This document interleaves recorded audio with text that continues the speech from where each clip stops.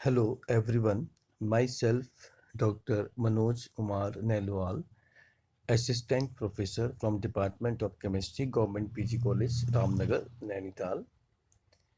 आज जो हम टॉपिक डिस्कस करने जा रहे हैं उसका नाम है types of organic reactions and energy considerations.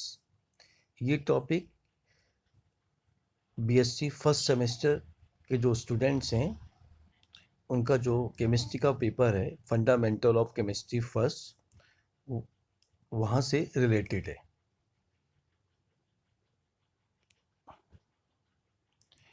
तो जो ऑर्गेनिक रिएक्शंस हैं उनको जनरली 6 कैटेगरीज में डिवाइड किया हुआ है। The first is the substitution reactions, the second edition reactions, the third elimination reactions and the fourth one is rearrangement reactions, fifth oxidation and reduction reactions, and the last the combinations of the reactions first to 5। यानी जो पहले से 5 जो हमने reactions ऊपर discuss करी इन सब का कॉम्बिनेशंस।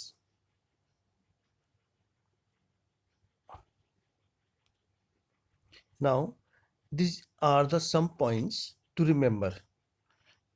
तो जब हम टाइप्स ऑफ ऑर्गेनिक रिएक्शंस को डिस्कस करें उससे पहले हमें कुछ चीज़ें जान लेना आवश्यक है। तो उसमें सबसे जो इम्पोर्टेंट पार्ट है वो है मैकेनिज्म। तो मैकेनिज्म क्या है? मैकेनिज्म से मतलब है कोई भी जो रिएक्शन है वो कैसे होगी, उसकी जो एक्चुअल प्रोसेस है that is called mechanism.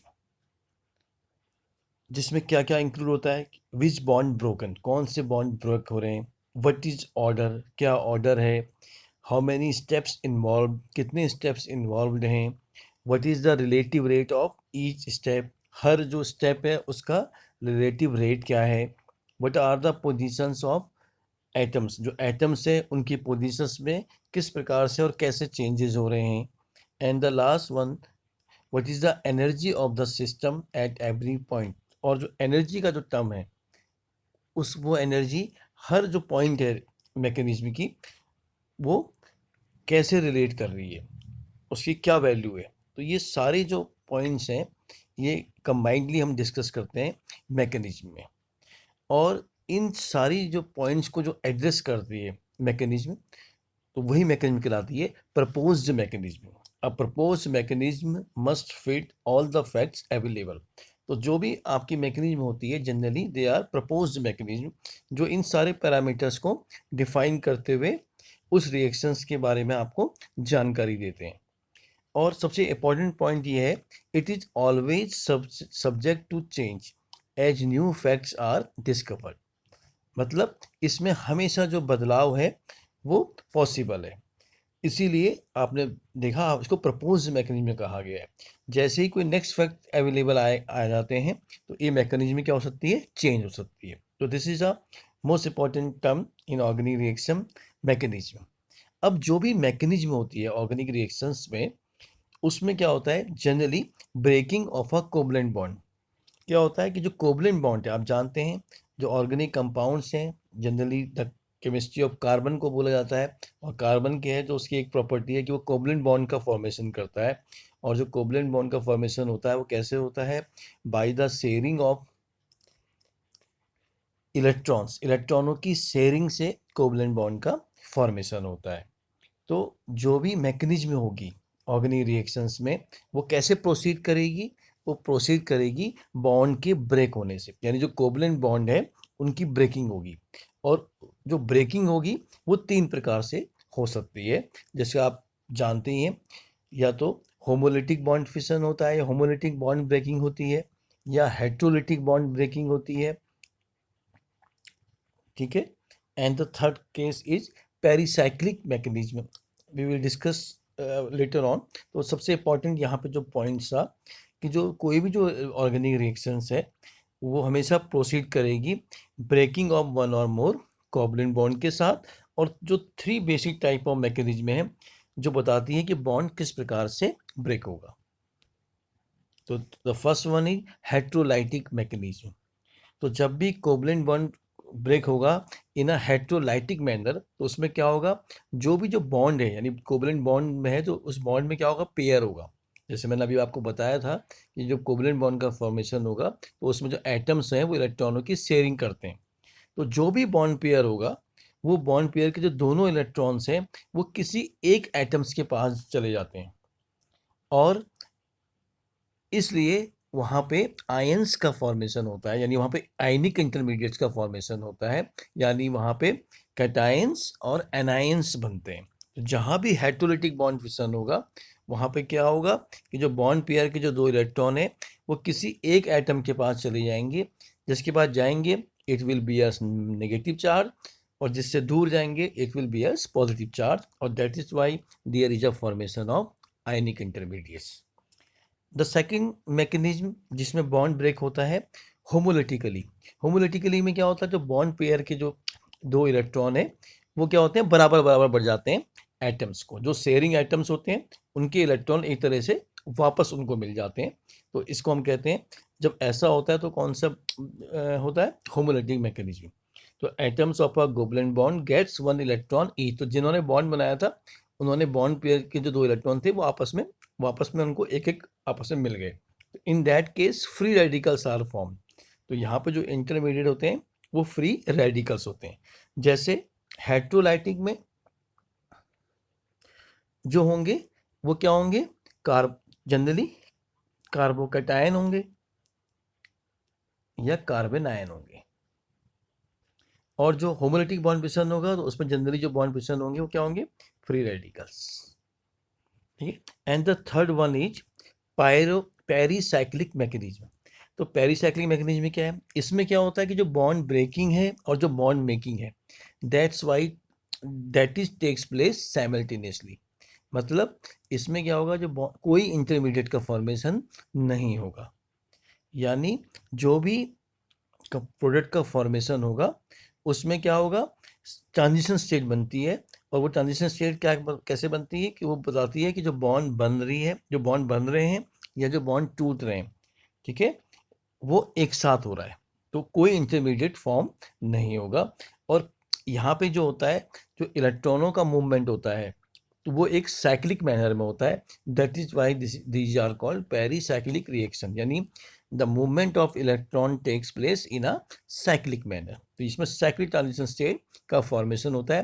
Transition state को आप इस तरह से समझिए कि ट्रांजिशन स्टेट क्या है, जहाँ बॉन्ड बनना और बॉन्ड टूटना दोनों एक साथ हो रहे हैं, अलग अलग नहीं हो रहे।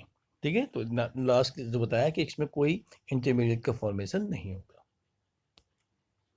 Now we come to the main point, the types of organic reactions. तो जितनी बातें मैंने अभी आपको बताई उसका यहाँ पे हम रोल देखेंगे कि वो कैसे क्या प्ले करती है रोल। तो जो सबसे पहली रिएक्शन है दैट इज सब्स्टिट्यूशन रिएक्शन। मैंने आपको पहले बताया था जो सब्स्टिट्यूशन है, तो सब्स्टिट्यूशन से आप बहुत सिंपल वे में समझ सकते हैं। अगर मैं आपको पहली रिएक्शन के एग्जांपल से इस बात को समझाऊं कि जो ए एक्स और वाई, ए एक्स कोई सबस्ट्रेट है यानी कोई रिएक्टेंट है, वाई एक अटैकिंग रिएजेंट है जो रिएक्ट कर रहा है ए एक्स के साथ। तो हो क्या रहा है, अगर आप ओवरऑल देखें कि जो ए एक्स है वो कन्वर्ट हो गया ए वाई में। ठीक है, तो बेसिकली क्या आ रहा है कि जो एक्स है उसको रिप्लेस कर रहा है Y, that is called substitution. यही सब्स्टिट्यूशन है कि एस को सब्स्टिट्यूट कर दिया वाई में, और जो फाइनल प्रोडक्ट बन गया वो बन गया ए वाई। ठीक है, तो ये जनरल है, यानी ये सब्स्टिट्यूशन है। अब सब्स्टिट्यूशन को हमने डिवाइड किया है, वो किस बहुत सारे 3 फ्रेगमेंट्स में उसको हमने बांटा है। The first one is nucleophilic substitution, the second one is electrophilic substitution, and the third one is free radical substitution. अब आपको ये बात समझ में आने लग गई होगी कि न्यूक्लियोफिलिक सब्स्टिट्यूशन यानी सब्स्टिट्यूशन हो रहा है किसके द्वारा, न्यूक्लियोफाइल के द्वारा। इलेक्ट्रोफिलिक सब्स्टिट्यूशन यानी सब्स्टिट्यूशन हो रहा है किसके द्वारा, इलेक्ट्रोफाइल्स के द्वारा। Third one is free radical substitution, यानी सब्स्टिट्यूशन के लिए कौन रिस्पॉन्सिबल है, फ्री रेडिकल। यानी ये तीनों का जनरेशन होगा और ये जो होंगे यही अटैकिंग रिएजेंट होंगे जो रिएक्ट करेंगे सबस्ट्रेट से या रिएक्टेंट से और प्रोडक्ट का फॉर्मेशन करेंगे। अब ये जो सबस्ट्रेट है या जो अटैकिंग रिएजेंट है, इन दो की बात कर रहे हैं हम, इसके आधार पे हम बताएंगे कि कौन सा सब्स्टिट्यूशन न्यूक्लियोफिलिक है, कौन सा इलेक्ट्रोफिलिक है और कौन सा फ्री रेडिकल है। तो जैसे जो फर्स्ट वन है, अगर आप इसमें देखें AX प्लस वाई माइनस, तो अगर आप वाई माइनस को देखेंगे दैट इज न्यूक्लियोफाइल, क्योंकि आपको बेसिक पता होगा कि न्यूक्लियोफाइल जो होते हैं वो इलेक्ट्रॉन रिच होते हैं। ठीक है, जो इलेक्ट्रोफाइल्स होते हैं they are electron deficient, and जो फ्री रेडिकल्स होते हैं दे कंटेन अनपेयर्ड इलेक्ट्रॉन, यानी सिंगल इलेक्ट्रॉन, एक या एक से ज़्यादा। तो जिनके पास अनपेयर्ड इलेक्ट्रॉन होते हैं they are known as free radicals. तो इसमें बेसिकली अगर मैं फर्स्ट रिएक्शन में आए तो न्यूक्लियोफिलिक सब्स्टिट्यूशन में क्या हो रहा है कि कोई न्यूक्लियोफाइल है, ठीक है, वो सब्स्टिट्यूट कर रहा है, यानी वो सब्स्टिट्यूट कर रहा है किसको, एक्स को।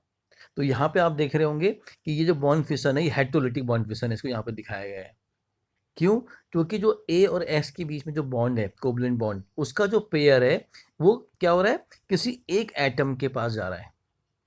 अब ऑब्वियस सी बात है वो उसके पास जाएगा जिसकी इलेक्ट्रोनेगेटिविटी ज़्यादा होगी, जैसे यहाँ पे एक्स की ज़्यादा होगी। अभी हम उस पॉइंट पे नहीं जा रहे क्योंकि हम जनरल एस्पेक्ट को समझने की कोशिश कर रहे हैं। जनरल एस्पेक्ट से मतलब है कि अगर हम कोई स्पेसिफिक एग्जांपल ले लें तो फिर हम वहीं तक सीमित रह जाते हैं, हम उस कॉन्सेप्ट को नहीं समझते, हम उस एग्जाम्पल को पढ़ते हैं। जैसे फॉर एग्जाम्पल मैंने अगर CO ले लिया तो ये आपको पता है कि O की इलेक्ट्रोनेगेटिविटी ज़्यादा है, इसलिए बॉन्ड हमेशा O की तरफ बढ़े जाएगा। ठीक है, तो ये स्पेसिफिक हम बोल रहे हैं CO की बात। लेकिन अगर मैं कोई और एग्जाम्पल अगर आपसे पूछूंगा तो फिर आपको वहाँ पे वो चीज़ समझने में प्रॉब्लम आएगी। तो कहने का पर्पज़ क्या है कि हमने इसलिए जनरल मैकेनिज्म से, जनरल एग्जाम्पल से इस बात को समझ रहे हैं कि कोई भी सबस्ट्रेट हो जो AX टाइप का हो, जहाँ पे एक्स की इलेक्ट्रोनेगेटिविटी ज़्यादा हो, तो क्या होगा, जो ये बॉन्ड का जो पोलराइजेशन होगा, आप देख रहे होगे ऐसे एरो बनाया गया है, इसे बोलते हैं curved arrow with full head. मतलब ये बॉन्ड, जो बॉन्ड के दोनों इलेक्ट्रॉन्स हैं उसका मूवमेंट दिखाता है, यानी दोनों इलेक्ट्रॉन किसके पास चले गए, एक्स के पास चले गए। तो एक्स माइनस यहाँ बाहर हो गया, that is called leaving group और न्यूक्लियोफ्यूज। जब एक्स माइनस हुआ तो इस ए पे प्लस चार्ज आया, और प्लस चार्ज से कौन जुड़ गया, वाई माइनस, यानी न्यूक्लियोफाइल जुड़ गया। तो क्या प्रोडक्ट बन गया, AY। तो दैट इज न्यूक्लियोफिलिक सब्स्टिट्यूशन, क्योंकि न्यूक्लियोफाइल ने सब्स्टिट्यूट किया किसको, एक्स को। तो न्यूक्लियोफाइल आया वाई माइनस की तरह और एक्स बाहर गया एक्स माइनस की तरह। तो दैट इज न्यूक्लियोफिलिक सब्स्टिट्यूशन। अब इसी रिएक्शन को अगर हम दोबारा सोचें दूसरी तरह से देखें, अगर हम इलेक्ट्रोफिलिक सब्स्टिट्यूशन पढ़ें तो अब कौन अप्रोच करेगा, इलेक्ट्रोफाइल। तो इलेक्ट्रोफाइल कौन होगा, इलेक्ट्रॉन डेफिशिएंट, जिसमें इलेक्ट्रॉन की कमी है, यानी वो किस एंड से जुड़ेगा, जहाँ पे नेगेटिव हो। तो इसी एग्जाम्पल में यदि हम आए A और X, इसी को हमने लिया है समझाने के लिए। लेकिन अब हम क्या दिखा रहे हैं इसमें, अगर आप देख रहे होंगे जो Y इसमें भी जोड़ा है A से, इसका मतलब क्या हुआ कि इसमें जब Y प्लस आया तो वो किस सेंटर से जुड़ेगा, किस सेंटर से जुड़ेगा, नेगेटिव से। तो यहाँ पे क्या है, हम मान के चल रहे हैं कि जो A है it has more electronegativity than X। तो इन दैट केस क्या होगा कि जो बॉन्ड का पोलराइजेशन होगा वो A की तरफ होगा। देखिए यहाँ पे लिखा हुआ है, जब बॉन्ड का पोलराइजेशन A की तरफ होगा तो A माइनस होगा, यानी यहाँ से X प्लस बाहर चले जाएगा, यानी यहाँ पे जो लीविंग ग्रुप है वो X प्लस है, दैट इज कॉल्ड इलेक्ट्रोफ्यूज। और जो इलेक्ट्रोफाइल था ये वो किससे जुड़ जाएगा, A माइनस से, तो ये बन जाएगा प्रोडक्ट AY। ठीक है, तो इसको हम ऐसे भी दिखा सकते हैं और ऐसे भी दिखा सकते हैं। इसमें हम क्या कह रहे हैं कि जो बॉन्ड है वो उठ के वाई पे चले गया, तो बॉन्ड उठ के जा रहा है मतलब A माइनस की तरह जा रहा है, और X से बॉन्ड, एस का जो बॉन्ड है वो A वाला जो बॉन्ड है वो वाई से लग गया, यानी X से बॉन्ड हट गया, यानी X प्लस की तरह बाहर हो गया। तो ये जो है that is called electrophilic substitution. इन दोनों ही केसेस में हेटेरोलिटिक बॉन्ड फिशन होगा, और हेटेरोलिटिक बॉन्ड फिशन होगा तो क्या होगा, बॉन्ड का जो पेयर है वो किसी एक एटम पे जाएगा, क्यों, जिसकी इलेक्ट्रोनेगेटिविटी ज़्यादा होगी, और जो भी रिलेवेंट इलेक्ट्रोफाइल होगा या न्यूक्लियोफाइल होगा वो क्या करेगा, सब्स्टिट्यूशन करेगा, और उसी के आधार पे उसको इलेक्ट्रोफिलिक सब्स्टिट्यूशन और न्यूक्लियोफिलिक सब्स्टिट्यूशन कहेंगे। The third one is free radical substitution. अब आप समझ में आ रहा होगा कि फ्री रेडिकल सब्स्टिट्यूशन कब होगा, जब होमोलिटिक क्लीवेज होगा, यानी जब बॉन्ड ब्रेक करेगा होमोलिटिकली, तो होमोलिटिकली कब करेगा कि जब यहाँ पे देखेंगे आप कि जो सबस्ट्रेट है यानी जो बॉन्ड पेयर है वो क्या हुआ, एक एक इलेक्ट्रॉन दोनों को बढ़ गया, इसे बोलते हैं curved arrow with half head, मतलब 2 इलेक्ट्रॉन थे, एक ए के पास एक एक्स के पास। अब क्या हुआ कि एक्स जो, चूंकि एक्स बाहर गया तो वो लीविंग ग्रुप है, तो यहाँ पर लीविंग ग्रुप एक तरह से क्या है, फ्री रेडिकल है, यानी एक्स फ्री रेडिकल बाहर हो गया और ए फ्री रेडिकल और वाई फ्री रेडिकल ने बॉन्ड बनाया और प्रोडक्ट बन गया ए वाई। तो इस तरह से ये सब्स्टिट्यूशन 3 प्रकार के होंगे। तो ये डिपेंड करेंगे क्या सबस्ट्रेट है और क्या अटैकिंग रीजेंट है, उसके आधार पर हम बताएंगे कि कौन सा सब्स्टिट्यूशन होगा, न्यूक्लियोफिलिक होगा, इलेक्ट्रोफिलिक होगा या फ्री रेडिकल होगा। जो भी सब्स्टिट्यूशंस है इसमें जो न्यूक्लियोफाइल्स हैं या जो इलेक्ट्रोफाइल्स हैं या जो फ्री रेडिकल्स हैं ये पहले जनरेट होंगे, generally they generate first and then they will react with the substrate to give the final product. So this is the first case, that is substitution. The next is the addition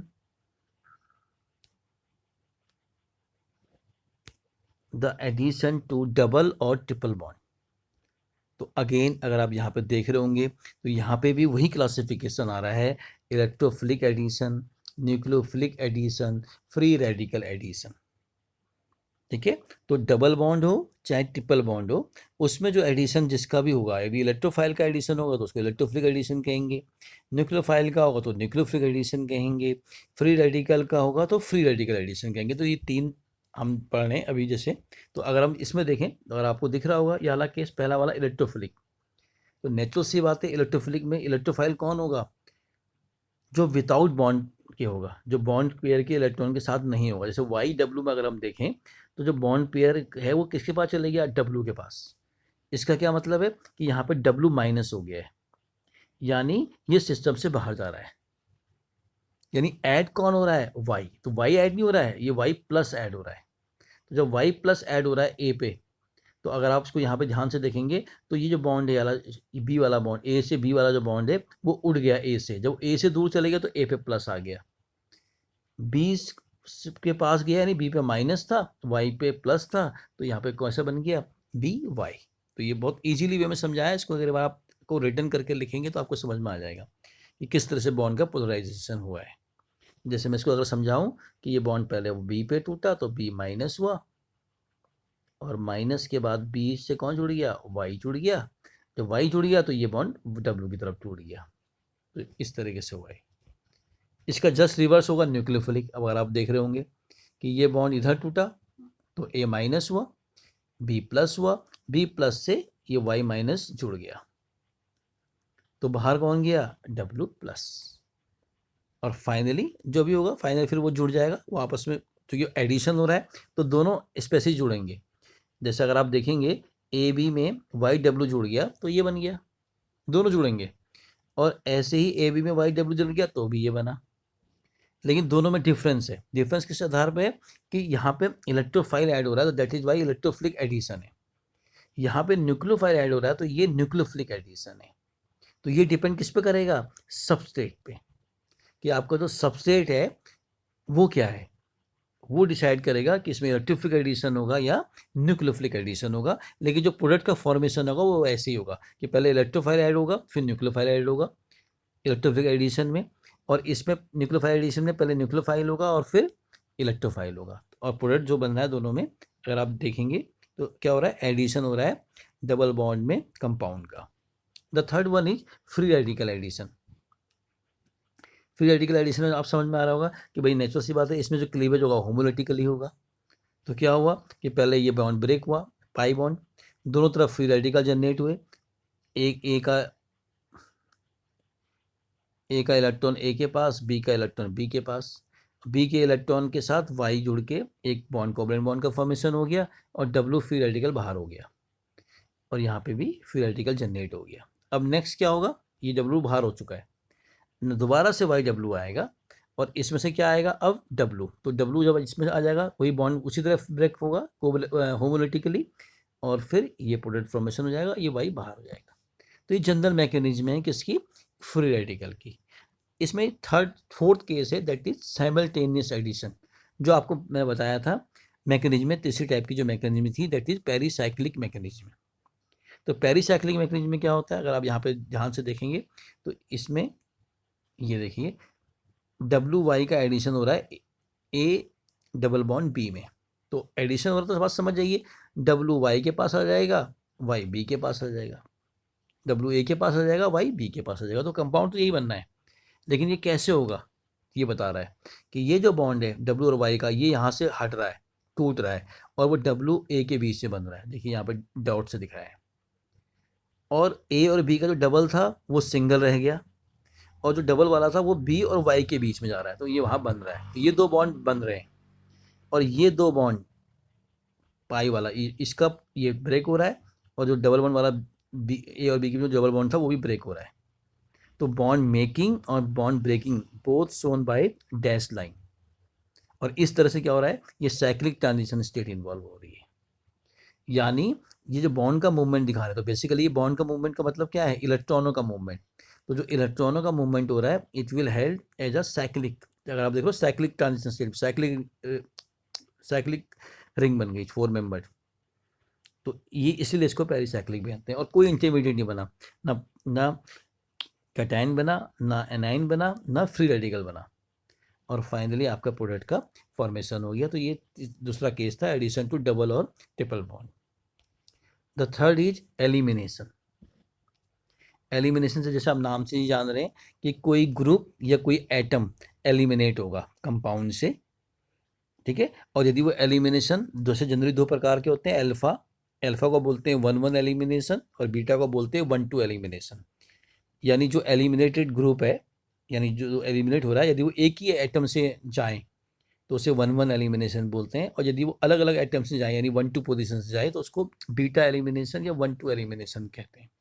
तो जैसे इसमें अगर आप देख रहे होंगे ध्यान से, ये कंपाउंड है, W bond A bond B bond X, सारे सिंगल है।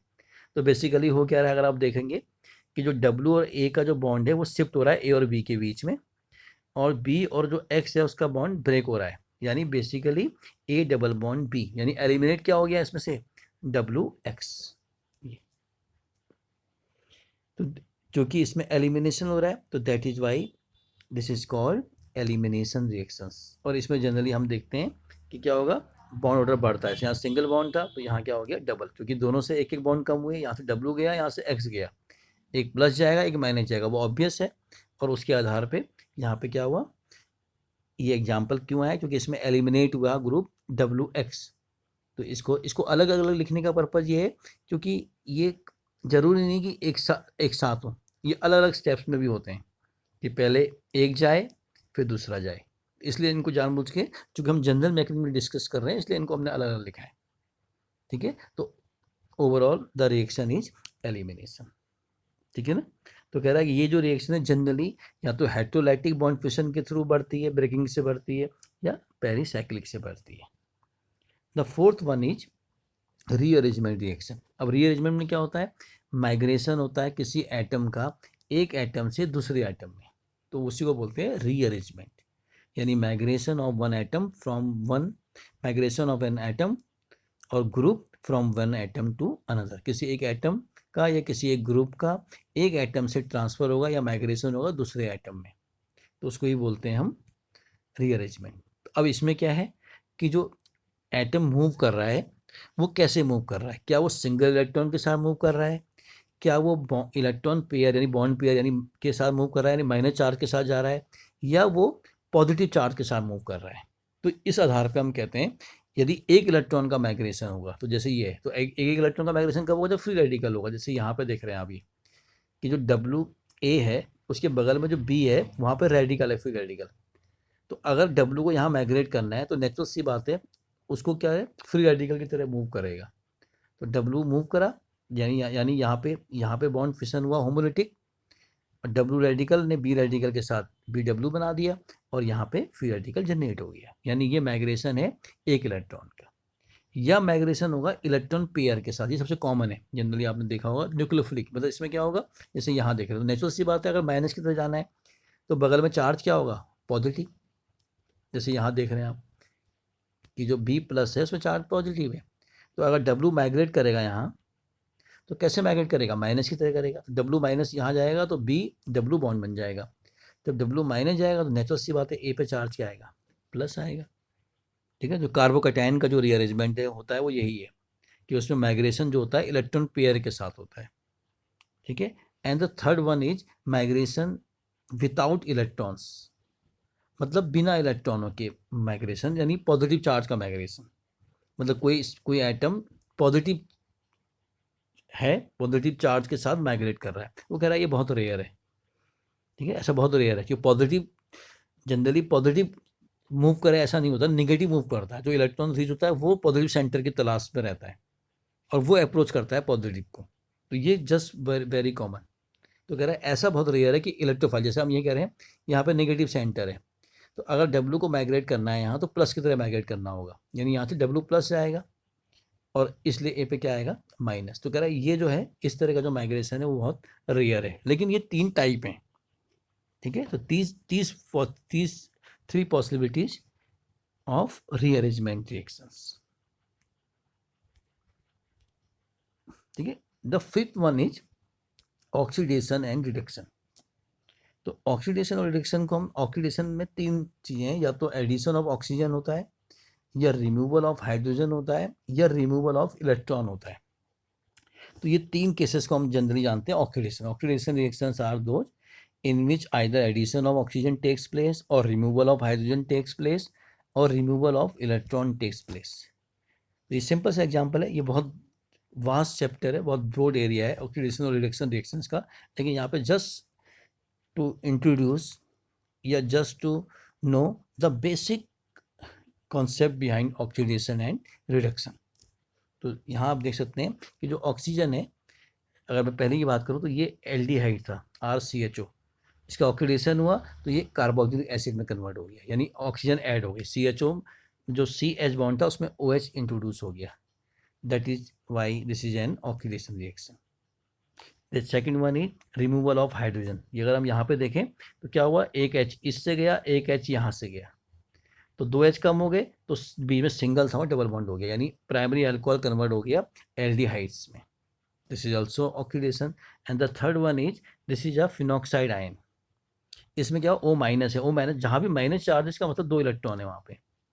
तो बेसिकली हो क्या रहा है, इसने एक इलेक्ट्रॉन दे दिया, जब एक इलेक्ट्रॉन दिया तो माइनस, इसमें चार्ज आ गया प्लस, यानी एक इलेक्ट्रॉन दे दिया, प्लस चार्ज आ गया और इसमें सिंगल इलेक्ट्रॉन हो गया, that is phenoxy free radical, फिनॉक्स। ठीक है, तो ये फ्री रेडिकल बन गया। तो इसमें क्योंकि इसने इलेक्ट्रॉन को रिमूव किया है, यानी एक इलेक्ट्रॉन बाहर गया है, एक इलेक्ट्रॉन को लॉस हुआ है सिस्टम से, तो ये भी क्या है, oxidation. The second type is reduction. तो जैसे जस्ट रिवर्स हो जाता है कि ऑक्सीजन हाइड्रोजन का एडिशन, ऑक्सीजन का रिमूवल और इलेक्ट्रॉनों का एडिशन, जस्ट रिवर्स। ऑक्सीडेशन का जो रिवर्स होगा वही रिडक्शन होगा, तो उसको हम रिडक्शन बोलते हैं। तो जैसे आप यहाँ पे समझ सकते हैं, जैसे डबल बॉन्ड था, तो बहुत कॉमन रिएक्शन है, कोई डबल बॉन्ड में या ट्रिपल बॉन्ड में हाइड्रोजन को ऐड करेंगे तो वो कन्वर्ट हो जाती है करस्पॉन्डिंग एल्केन्स में। तो क्या हुआ, डबल बॉन्ड था तो एक H यहाँ जुड़ा, एक H यहाँ जुड़ा, डबल सिंगल हो गया, ये एल्केन में कन्वर्ट हो गया, that is reduction of hydrogen, reduction. Second one, ये अल्सो रिडक्शन, इसको भी रिडक्शन बोलते हैं, इसको हाइड्रोजिनोलाइसिस बोलते हैं, क्योंकि इसमें हाइड्रोजन का एडिशन हो रहा है और बॉन्ड ब्रेक भी हो रहा है। तो जैसे आप देख रहे हैं यहाँ पे लिखा है ये बॉन्ड ब्रेक हो गया, तो एक H यहाँ चले गया, एक H यहाँ चले गया, तो एक प्राइमरी अल्कोहल बन गया और एक टॉल्यूइन बन गई। तो ये भी प्रकार किसका है, इसमें भी मतलब इसको ये भी क्या है, रिडक्शन है, तो हाइड्रोजन का एडिशन है। सेकंड जो है रिमूवल ऑफ ऑक्सीजन है। इसको समझने के लिए आप इसको देखिएगा कि जो कार्बोक्सिलिक एसिड है, ठीक है, अगर हम इसको ओवरऑल देखें तो उससे एक ऑक्सीजन जो है वो कम हो गया है, यहाँ 2 थे तो ये यहाँ पे एक ही रह गया। ठीक है, तो कार्बोक्सिलिक एसिड जो था वो कन्वर्ट हो गया प्राइमरी अल्कोहल में। तो ये कौन सी रिएक्शन है, reduction. This is also an example of reduction. And the third one is addition of electron. तो इसको अगर आप देखेंगे, ठीक है, तो यहाँ पे क्या हो रहा है, अगर आप यहाँ पे देखेंगे ध्यान से,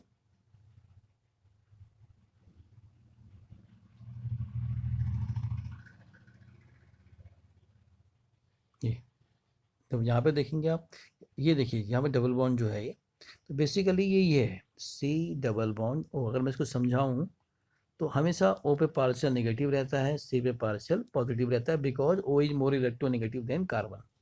तो बेसिकली इसमें हो क्या रहा है, ये बॉन्ड यहाँ टूटा, ओ कंप्लीट नेगेटिव हो गया, डबल सिंगल हो गया, और सी कंप्लीट पॉजिटिव हो गया। जब कंप्लीट पॉजिटिव हो गया तो सोडियम मेटल है, उसके बाद बाहर एक इलेक्ट्रॉन होता है, वो इलेक्ट्रो पॉजिटिव कैरेक्टर शो करता है, तो उसने अपना एक इलेक्ट्रॉन इसको दे दिया।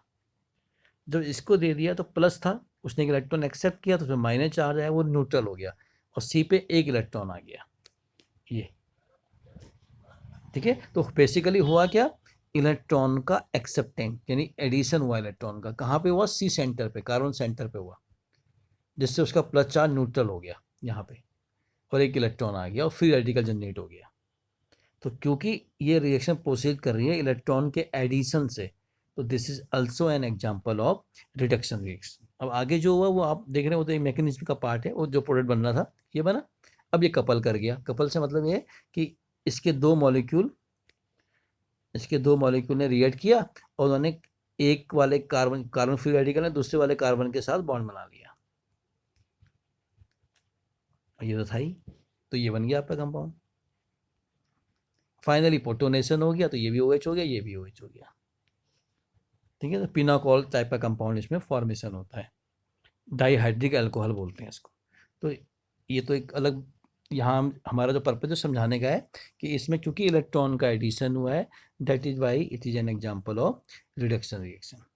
एंड द लास्ट इज जो लिखे हैं नीचे, combination of the above all reaction. मतलब ऐसा भी हो सकता है कि ये सारी रिएक्शंस का कॉम्बिनेशन हम देखें, ठीक है। तो वो भी एक टाइप है ऑर्गेनिक रिएक्शंस का, कि जहाँ पे सब्स्टिट्यूशन भी है, कहीं पे एडिशन है, कहीं पे एलिमिनेशन है, कहीं पे रीअरेंजमेंट है, या कहीं पे ऑक्सीडेशन रिडक्शन है। तो इन सब का जो कॉम्बिनेशन है वो भी उस प्रकार की भी रिएक्शंस हो सकती है, ऑर्गेनिक रिएक्शंस। तो this is the first part where we discuss the types of different organic reactions.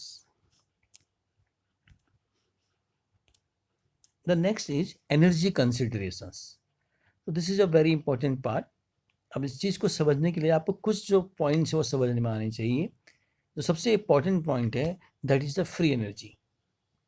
तो what is the free energy? Free energy is known as या is consider as del G. Del से मतलब है change in free energy.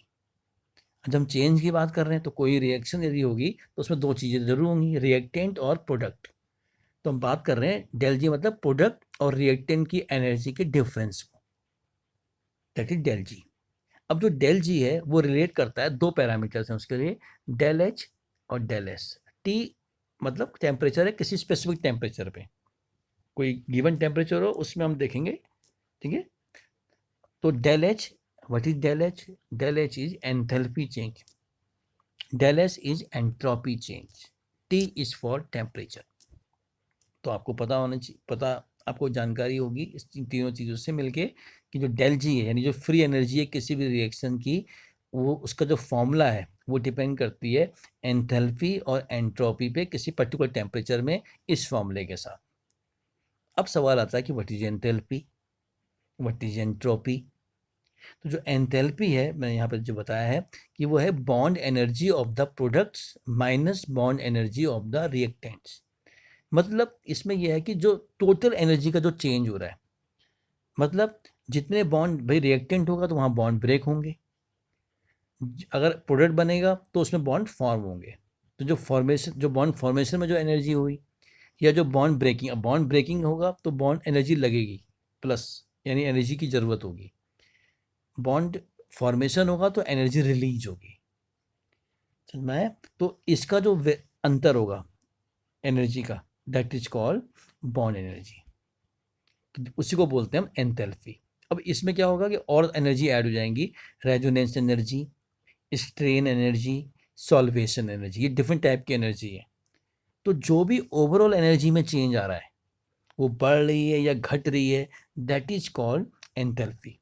It is total about of energy. तो enthalpy से मतलब है कि जो किसी प्रकार की जो एनर्जी, प्रोडक्ट की जो एनर्जी थी और जो रिएक्टेंट की एनर्जी का जो डिफरेंस है वो एंथैल्पी है। जैसे फ्री एनर्जी का जो डिफरेंस बताया था मैंने प्रोडक्ट और रिएक्टेंट की, वो फ्री एनर्जी का डिफरेंस डेल जी है।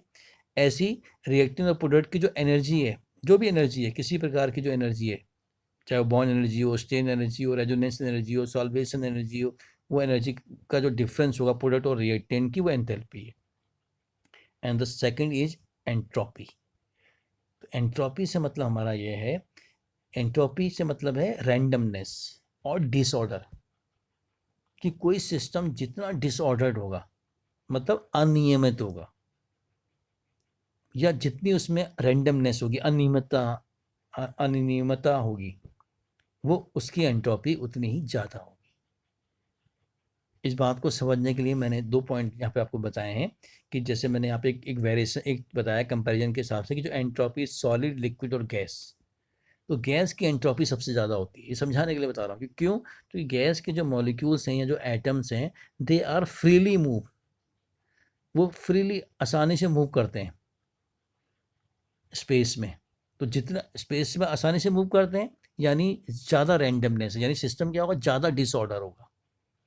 ज़्यादा डिसऑर्डर होगा, इसका मतलब उसकी एंट्रोपी ज़्यादा होगी, क्योंकि एंट्रोपी को मेजर हम करते हैं रैंडमनेस से। लिक्विड में क्या होगा कि पार्टिकल्स थोड़ा क्लोज आ जाते हैं और वो ज़्यादा फ्रीली मूवमेंट नहीं कर सकते, तो उसकी एंट्रोपी कम होगी। सॉलिड में क्या होता है कि जो पार्टिकल्स होते हैं उनकी पोजीशन फिक्स हो जाती है, there is no movement of any type of, there is no movement, वहाँ पे कोई मूवमेंट नहीं करता है atom, they remain as fix, वो फिक्स हो जाते हैं, तो वहाँ पे एंट्रोपी क्या होगी, और कम होगी। तो इस चीज़ को समझना है आपको कि एंट्रोपी से मतलब है कि एंट्रोपी को हम किससे रिलेट कर रहे हैं, डिसऑर्डर से। जितना डिसऑर्डर होगा उतनी ज़्यादा एंट्रोपी होगी, जितना ऑर्डर होगा उतनी एंट्रोपी कम होगी। दूसरा एग्जांपल समझाने के लिए मैंने लिया है कि कोई रिएक्शन है A+B से C, या A+B से C+D। अब पहले अगर इसको देखें हम, ये वाली को देखिए आप, तो इसमें क्या है कि पहले 2 पार्टिकल्स थे, फिर 1 हो गए। यहाँ 2 पार्टिकल्स थे, बाद में भी 2 पार्टिकल्स हैं, तो नंबर ऑफ पार्टिकल या तो कब बराबर हैं या कम हो रहे हैं। समझ में आ रहा है? तो पार्टिकल की संख्या बढ़ेगी तभी तो रैंडमनेस बढ़ेगी। अगर पार्टिकल की संख्या घटेगी या बराबर रहेगी तो क्या होगा, रैंडमनेस नहीं बढ़ेगी। तो वही समझाने की कोशिश की है कि इसको हम कैसे समझ सकते हैं, कि जहाँ जैसे ये केस और ये केस है, इसकी एंट्रोपी हमेशा कम होगी इससे। यहाँ क्या हुआ कि एक पार्टिकल था, वो किसमें कितने में उससे क्या बने, 2, तो क्या हुआ 1 से 2, यानी पार्टिकल्स की संख्या इंक्रीज हुई। जब भी पार्टिकल की संख्या इंक्रीज होगी तो रैंडमनेस बढ़ेगी, जब भी रैंडमनेस बढ़ेगी तो डिसऑर्डर बढ़ेगा, जब भी डिसऑर्डर बढ़ेगा तो एंट्रोपी बढ़ेगी। अब ये बात हम क्यों कर रहे हैं, हम इसलिए कर रहे हैं कि इस पॉइंट को, कि वो कहता है कोई भी जो रिएक्शन है, एक वर्ड आता है बार बार, अगर आप पढ़ेंगे भी आगे आएगा, स्पॉन्टेनियस।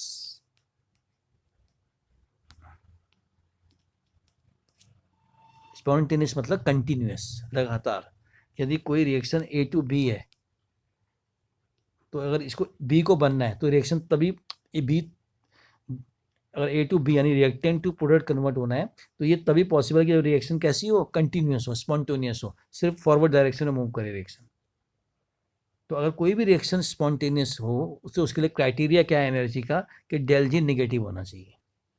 ये है point main, del G should be negative for a reaction to be continuous. वो कब होगा, कि जब ये वैल्यू कम आए, ये वैल्यू निगेटिव में आए। अब ये वैल्यू निगेटिव में कब आएगी, कि जब डेल एच निगेटिव हो और डेल एस पॉजिटिव हो ज़्यादा। डेल एच जितना पॉजिटिव होगा, और डेल एच जो आप जानते हैं माइनस माइनस क्या हो जाएगा, ये भाई माइनस रहेगा, और ये दोनों वैल्यू जो होंगी वो प्लस हो जाती है। ठीक है ना, ये आपको पता ही है। तो अगर जो टी डेल्टा एस है, ये ज़्यादा से ज़्यादा पॉजिटिव वैल्यू आए, और डेल एच जो है वो ज़्यादा से ज़्यादा नेगेटिव वैल्यू आए,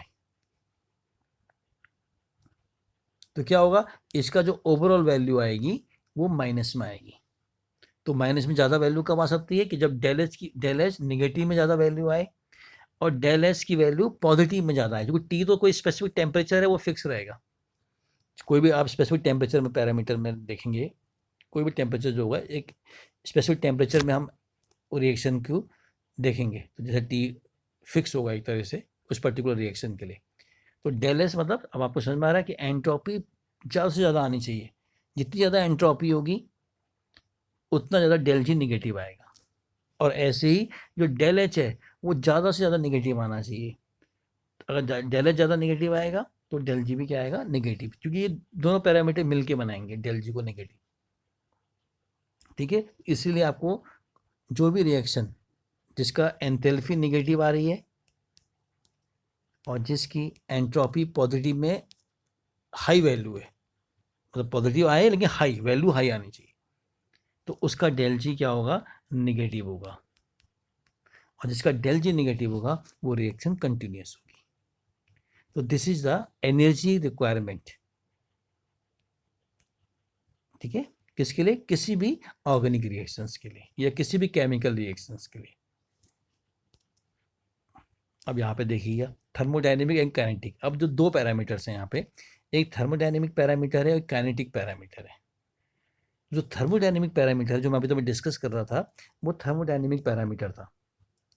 तो थर्मोडायनेमिक पैरामीटर के आधार पे हम कहते हैं कि कोई भी जो रिएक्शन है वो स्पॉन्टेनियस कब होगी, जब फ्री एनर्जी जो प्रोडक्ट की हो वो कम हो फ्री एनर्जी रिएक्टेंट से। तो वही बात है कि वैल्यू क्या आनी चाहिए, नेगेटिव, यानी जो रिएक्टेंट की फ्री एनर्जी है, ठीक है, वो ज़्यादा होनी चाहिए और जो प्रोडक्ट की फ्री एनर्जी है वो कम होनी चाहिए।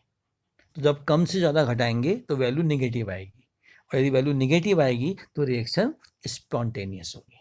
तो this is the energy consideration from thermodynamic point of view. Thermodynamic point of view से हम क्या कहेंगे कि कोई भी रिएक्शन स्पॉन्टेनियस कब है, जब फ्री एनर्जी नेगेटिव है।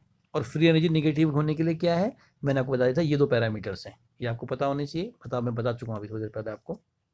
These two parameters del H और डेल एस, कि डेल एच ज़्यादा से ज़्यादा नेगेटिव हो और डेल एस ज़्यादा से ज़्यादा पॉजिटिव हो। ठीक है, या कुछ भी हो, उससे हमें कोई इसका ऊपर नीचे हो सकता है, कोई कम पॉजिटिव हो कोई ज़्यादा नेगेटिव हो, उस पर न जाके हमें जो ओवरऑल चाहिए वो डेल जी चाहिए नेगेटिव, ये वैल्यू नेगेटिव आनी चाहिए।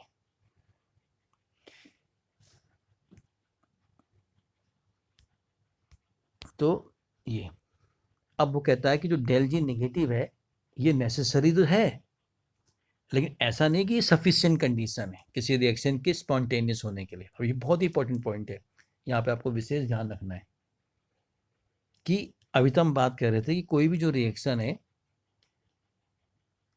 वो अगर स्पॉन्टेनियस होनी, यानी रिएक्टेंट को कन्वर्ट होना है यदि प्रोडक्ट में, तो वो तभी पॉसिबल है कि जब उस रिएक्शन के लिए जो फ्री एनर्जी का जो चेंज है, यानी प्रोडक्ट की जो फ्री एनर्जी है वो कम हो रिएक्टेंट की फ्री एनर्जी से, यानी डेल जी की नेगेटिव वैल्यू आए, तो रिएक्शन स्पॉन्टेनियस होगी।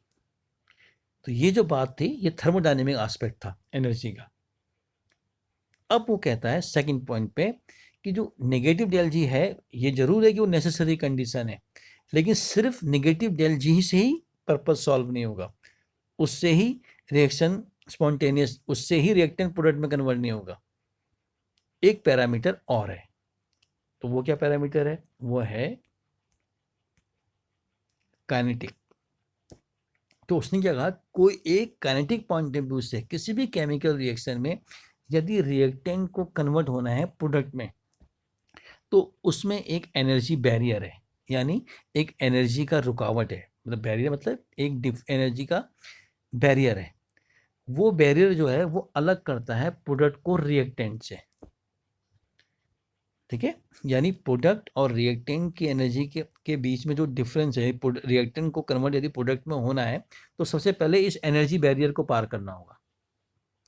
ठीक है, और वो तभी हो सकता है कि जब रिएक्टेंट की एनर्जी बराबर हो जाए इस एनर्जी बैरियर की हाइट के बराबर, यानी इस एनर्जी बैरियर की जो भी हाइट है, यानी जो भी वैल्यू है, वो वैल्यू यदि रिएक्टेंट की वैल्यू, उतनी एनर्जी यदि रिएक्टेंट की हो जाएगी तो रिएक्टेंट कन्वर्ट हो जाएगा किसमें, प्रोडक्ट में। तो इसी बात को सरल भाषा में कहा है कि किसी भी केमिकल रिएक्शन में यदि कन्वर्जन होना है रिएक्टेंट का प्रोडक्ट में, तो एक मिनिमम अमाउंट ऑफ एनर्जी की ज़रूरत है, that is called free energy of activation. अगर फ्री एनर्जी ऑफ एक्टिवेशन होगी रिएक्टेंट के पास, तो ही रिएक्टेंट कन्वर्ट होगा प्रोडक्ट में। तो ये काइनेटिक एस्पेक्ट है। तो इसमें अगर आपको ध्यान से आप सोचेंगे तो दो बातें, थर्मोडायनेमिक्स से मतलब हमारा ये है कि जो फ्री एनर्जी है वो प्रोडक्ट की कम है तो प्रोडक्ट थर्मोडायनेमिक ज़्यादा स्टेबल होगा। काइनेटिक से मतलब ये है कि अगर हम ये कह रहे हैं कि किसी रिएक्शन में यदि जो फ्री एनर्जी ऑफ एक्टिवेशन है, यानी जो एनर्जी बैरियर है वो कम है, तो रिएक्शन क्या होगी, फास्ट होगी। यानी ये रेट की बात है। काइनेटिक की बात से मतलब हम रेट की बात कर रहे हैं, थर्मोडायनेमिक की बात से हम बात कर रहे हैं हम एनर्जी की। तो ये दो बहुत पैरामीटर्स हैं, ये दोनों इंपॉर्टेंट पैरामीटर है, और ये डिसाइड करते हैं कि जो प्रोडक्ट है वो थर्मोडायनेमिकली कंट्रोल प्रोडक्ट है या काइनेटिकली कंट्रोल प्रोडक्ट है।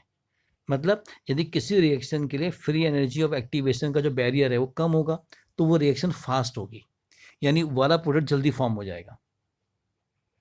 ठीक है, बशर्ते प्रोडक्ट चाहे या बशर्ते दूसरा प्रोडक्ट चाहे थर्मोडायनेमिकली ज़्यादा स्टेबल भी हो, लेकिन क्योंकि उसका रेट कम होगा, स्लो होगा, तो जिसका रेट फास्ट होगा यानी जिसके लिए फ्री एनर्जी ऑफ एक्टिवेशन कम होगा वो जल्दी फास्ट होगा, उसका जल्दी फॉर्मेशन होगा। ठीक है, तो ये एक दो एस्पेक्ट हैं।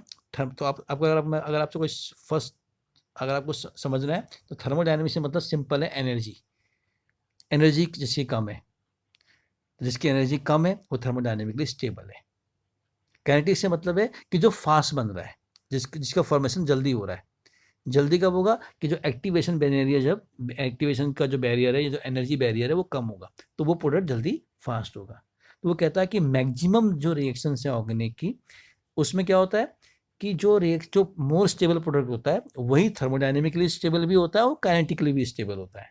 कहने का पर्पज़ क्या है कि जो प्रोडक्ट फॉर्म होगा वो फास्ट भी बन रहा है, पहली बात, और उसकी एनर्जी भी क्या है, कम है, यानी उसकी फ्री एनर्जी भी कम है, और उसके लिए उसका रेट भी क्या है, फास्ट है, यानी उसका फॉर्मेशन भी क्या होगा, फास्ट होगा। लेकिन सभी जगह ऐसा हो ये जरूरी नहीं है, इसीलिए ये दोनों पॉइंटों को हम डिस्कस कर रहे हैं, और थोड़ा सा इसको और अच्छे से समझेंगे हम आगे आने वाली स्लाइड। देखिए, अब ये एग्जाम्पल बहुत ही बेहतरीन एग्जाम्पल है इस बात को समझाने का कि जो वाटर का फॉर्मेशन होता है हाइड्रोजन एंड ऑक्सीजन से, उस रिएक्शन का की जो फ्री एनर्जी है वो उसकी हाई वैल्यू है। मतलब जो H2 प्लस O2 मिलकर यदि H2O बनाते हैं तो जो फ्री एनर्जी प्रोडक्ट की है वो बहुत कम है इन कंपैरिजन टू रिएक्टेंट, यानी डेल जी की जो वैल्यू आएगी वो बहुत निगेटिव आएगी, हाई निगेटिव वैल्यू आएगी, यानी डेल जी जो होगा इस रिएक्शन के लिए निगेटिव होगा, और वो क्या होगी, उसकी बहुत हाई वैल्यू होगी, यानी निगेटिव में अमाउंट ज़्यादा आएगा।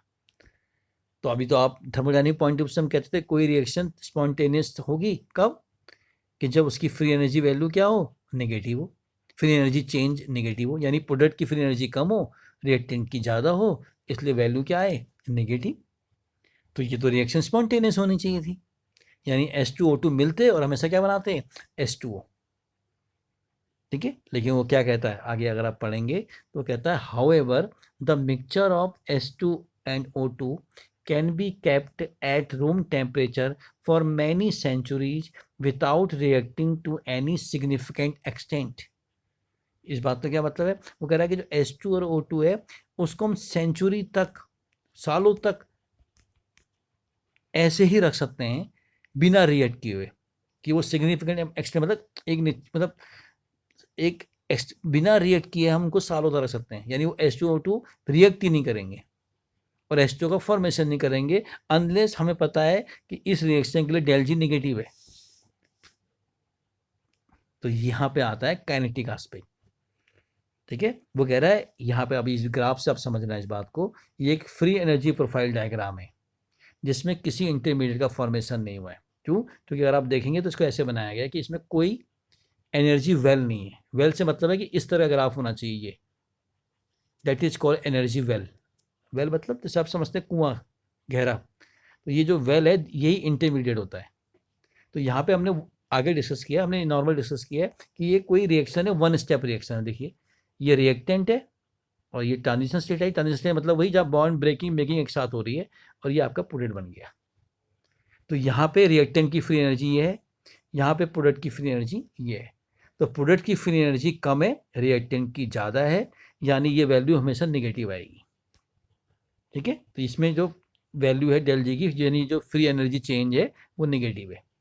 लेकिन ये कन्वर्जन तब होगा जब ये एनर्जी चाहिए। ये है important point. That is energy barrier, जिसकी बात मैं कर रहा था काइनेटिक में। ये एनर्जी बैरियर है, ये एक्टिवेशन बैरियर है। अगर ये एनर्जी अवेलेबल नहीं होगी, कौन सी, इसको बोला है डेल जी हैश, तो कभी भी रिएक्टेंट जो है प्रोडक्ट में कन्वर्ट नहीं होंगे।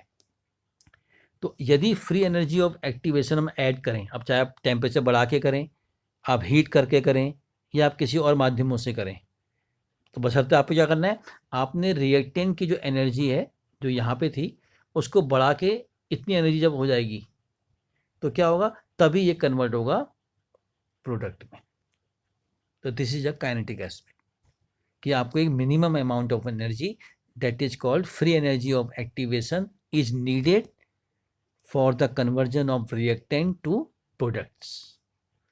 अदरवाइज क्या होगा, जैसे हमने देखा कि वाटर के केस में कि फ्री एनर्जी निगेटिव है लेकिन वो रिएक्ट नहीं कर रहे हैं, वो ऐसे ही सालों तक पड़े रहेंगे और कोई रिएक्शन आपस में नहीं करेंगे और कोई वाटर का फॉर्मेशन नहीं करेंगे, जब तक कि आप उसमें क्या ऐड ना करें कि जितनी फ्री एनर्जी ऑफ एक्टिवेशन की ज़रूरत है उतनी वैल्यू, अगर उतनी एनर्जी आप यदि उसमें ऐड नहीं करेंगे तो वो रिएक्ट नहीं करेंगे। तो ये एक बहुत ही बेस्ट एग्जांपल है इस बात को समझने के लिए कि थर्मोडायनेमिक एस्पेक्ट क्या है और काइनेटिक एस्पेक्ट क्या है किसी भी रिएक्शन का।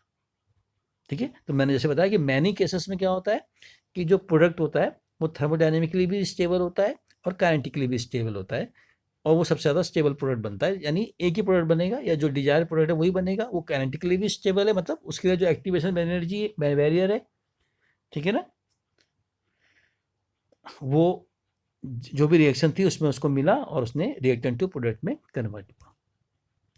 अब देखिए नेक्स्ट एग्जांपल, ये एग्जांपल कैसा है, ये भी एनर्जी प्रोफाइल डायग्राम है एक, लेकिन ये इंटरमीडिएट के साथ है, ये समझा रहा मैंने आपको। जैसे 2 स्टेप प्रोसेस है, अगर आपको दिख रहा होगा, this is a first step, ये एनर्जी वेल आया, और यहाँ से this is a second step, तो यहाँ पे इंटरमीडिएट का फॉर्मेशन हुआ है ये।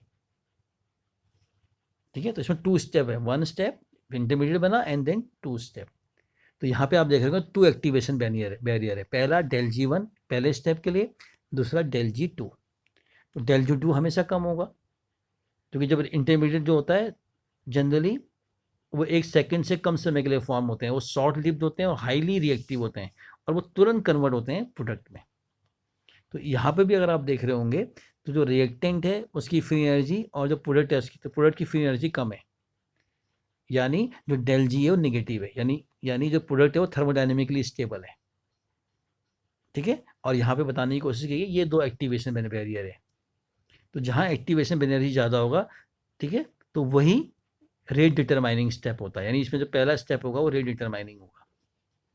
ठीक है, क्योंकि उसमें एनर्जी ज़्यादा चाहिए तो वो स्लोली कन्वर्ट होगा इंटरमीडिएट में, और जो स्लो स्टेप होता है रिएक्शन का, it will decide the rate. ठीक है, तो यहाँ पे तो जो बताने का जो आपको एस्पेक्ट था कि एक बार हमने एनर्जी प्रोफाइल डायग्राम दिखाया उस रिएक्शन का जिसमें कोई इंटरमीडिएट फॉर्म नहीं था, पहला वाला ये, और उसमें हमने बताया कि यहाँ पे एक्टिवेशन एनर्जी बैरियर ये था, दिस अमाउंट ऑफ एनर्जी अगर हम ऐड करेंगे रिएक्टेंट तभी रिएक्टेंट कन्वर्ट होगा प्रोडक्ट में। वही बात यहाँ है कि अगर दिस अमाउंट ऑफ एनर्जी जो हम डेल जी 1 बोल रहे हैं, ये अगर ऐड करेंगे सिस्टम में तो ही रिएक्टेंट इंटरमीडिएट में कन्वर्ट होगा और then it gives to the final product. तो this is a energy profile diagram, and the last this is a diagram showing the difference या showing the variation between kinetic and thermodynamic control क्या होता है। तो जैसे वो कह रहा है कि इस एक डायग्राम में अगर आप समझेंगे कि जो कंपाउंड ए है, मानिए ये, यदि ये रिएक्ट करके बी और सी 2 बना सकता है प्रोडक्ट, यानी it can form either B product और सी प्रोडक्ट। तो अगर आप यहाँ देखेंगे तो जो बी प्रोडक्ट है वो नीचे है, उसकी फ्री एनर्जी कम है, और जो सी है उसकी प्रोडक्ट की एनर्जी क्या है, ज़्यादा है। तो जिसकी एनर्जी कम है फ्री एनर्जी, इससे क्या समझ रहे हैं आप कि ये थर्मोडायनेमिकली मोर स्टेबल है, और जो सी है वो थर्मोडायनेमिकली लेस स्टेबल है। तो ये हम थर्मोडायनेमिक एस्पेक्ट से बोल रहे हैं। काइनेटिक एस्पेक्ट से अगर हम बोलें तो काइनेटिक एस्पेक्ट से क्या बोलेंगे कि जो ए टू बी, यानी ये ए है, यानी ए टू बी जाने के लिए उसको ऐसे जाना है और ए टू सी जाने के लिए उसको ऐसे जाना है। कहने का पर्पज क्या है कि del G B free energy activation है ए टू बी कन्वर्ट की, और del G C free energy of activation है प्रोडक्ट सी की।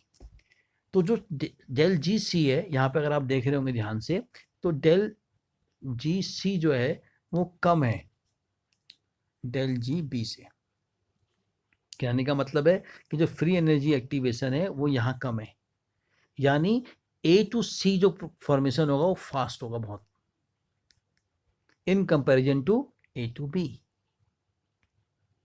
तो वो क्या कहता है कि जो इनिशियली प्रोडक्ट फॉर्म होगा वो सी होगा, यानी सी इज फॉर्म, ठीक है, faster and in large amount. कब तक? जब तक रिएक्शन रिवर्सिबल ना हो। अगर रिएक्शन रिवर्सिबल होगी तब सिचुएशन चेंज हो जाएगी, लेकिन अगर रिएक्शन रिवर्सिबल नहीं है, इन दैट केस वो कह रहा है कि जो सी है उसका फॉर्मेशन फास्ट होगा, ठीक है, और यही मेजर बनेगा, ठीक है, यानी ए कन्वर्ट होगा सी में। क्यों? क्योंकि इसके लिए जो फ्री एक्टिवेशन एनर्जी बैरियर है, फ्री एनर्जी ऑफ एक्टिवेशन है, वो कम है, ठीक है। लेकिन कब तक? जब तक कि रिएक्शन, वो कह रहा है कि रिवर्सिबल नहीं है, या आप रिएक्शन को रिवर्सिबल कंडीशन जो आएगी जब रिएक्शन अप्रोच करेगी इक्विलिब्रियम की तरफ, उससे पहले यदि आप रिएक्शन को स्टॉप कर देते हैं तो सी मेजर होगा और सी ज़्यादा मात्रा में बनेगा और फास्ट बनेगा। लेकिन जैसे ही इक्विलिब्रियम की तरफ रिएक्शन जाएगी धीरे धीरे, तो क्या होगा? जस्ट रिवर्स होगा, सी कन्वर्ट हो जाएगा ए में, यानी रिएक्शन रिवर्स हो जाएगी, और फिर जो प्रोडक्ट मेजर बनेगा वो बी बनेगा। यानी इक्विलिब्रियम की कंडीशन में जो थर्मोडायनेमिकली मोर स्टेबल है प्रोडक्ट है वो फॉर्म होता है, यानी बी, ठीक है। तो इनिशियली कौन फॉर्म होगा? अगर हम किसी भी रिएक्शन को इक्विलिब्रियम तक ना पहुंचने दें, उससे पहले स्टॉप करें, तो सी का फॉर्मेशन फास्ट होगा। क्यों फास्ट होगा? क्योंकि इसके लिए एक्टिवेशन एनर्जी बैरियर जो है वो कम है, इसलिए ए जो है तुरंत कन्वर्ट हो जाएगा सी में, तो सी मेजर भी होगा और फास्टली फॉर्म होगा। लेकिन अगर इक्विलिब्रियम तक रिएक्शन को आप छोड़ देते हैं या जाने देते हैं, तो क्या होगा? बी मेजर प्रोडक्ट होगा, ठीक है। तो इसमें क्या होगा? जो भी पहले सी बनेगा लेकिन वो सी कन्वर्ट हो जाएगा ए में, और फिर जो ए होगा वो थर्मोडायनेमिकली मोर स्टेबल जो प्रोडक्ट है उसको फॉर्म करेगा, तो उस केस में बी मेजर प्रोडक्ट होगा। तो ये एक एग्जाम्पल है, या एक इसमें हम ग्राफ के माध्यम से हम इस बात को बता रहे हैं कि काइनेटिक वर्सेस थर्मोडायनेमिकली कंट्रोल क्या होता है प्रोडक्ट के ऊपर, ठीक है। तो मैंने अभी थोड़ी देर पहले आपको बताया था कि जो मैनी रिएक्शंस हैं उसमें जो काइनेटिकली कंट्रोल प्रोडक्ट है वही थर्मोडायनेमिकली भी कंट्रोल प्रोडक्ट भी है मैक्सिमम केसेस में, ठीक है। लेकिन कुछ केसेस ऐसे हैं जहाँ पे, जैसे ये एक उनमें से केस हो सकता है कि जहाँ पे क्या होगा कि एक प्रोडक्ट या तो थर्मोडायनेमिकली वाला मेजर बन रहा होगा या काइनेटिक वाला मेजर बन रहा होगा। तो this is all about the energy consideration.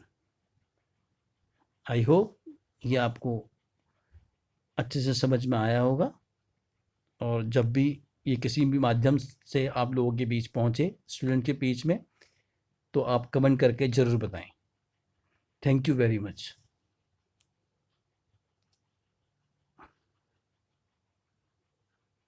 Thank you.